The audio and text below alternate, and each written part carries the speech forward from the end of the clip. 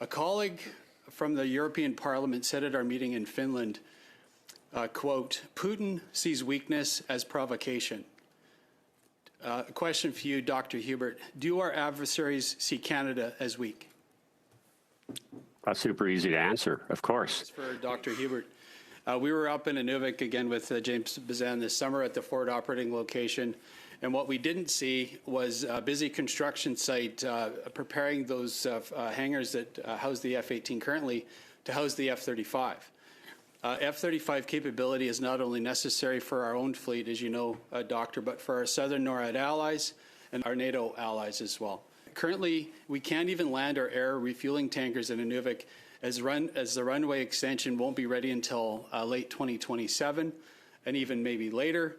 And it's at least $80 million over budget. A colleague from the European Parliament said at our meeting in Finland, quote, Putin sees weakness as provocation. A question for you, Dr. Huebert. Do our adversaries see Canada as weak? That's super easy to answer, of course. I mean, consider this fact going through the element of Russian development of its Arctic security capabilities. Throughout the period of the post-Cold War, Russia's GDP roughly is in the ballpark of Canada's GDP.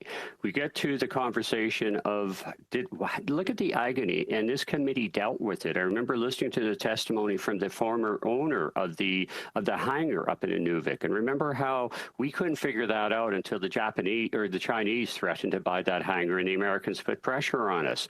We think in terms of what's happening in Nanisivik, and then compare and contrast to Russia. Now, how you count it, it varies, but there are about 22 Arctic bases that the Russians either built, revised, or extended. Now, again, the GDPs are hard to have any formal comparison, but we're not that far off in the ballpark. Remember, we were all part of the G8 at one point because we had similar economies.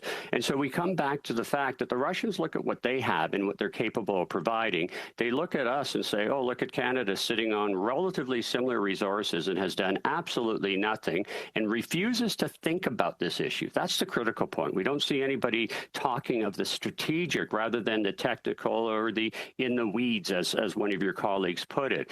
And so again, look at Russia in terms of what it did to Georgia, what it did to Ukraine in 2014, and I want to just hammer that point again. And so, well, what are they doing? And again, they've always acted whenever NATO has refused to take either Georgia or Ukraine in. So it's if they see a weak point, they will act. We know that. That's obvious to everybody.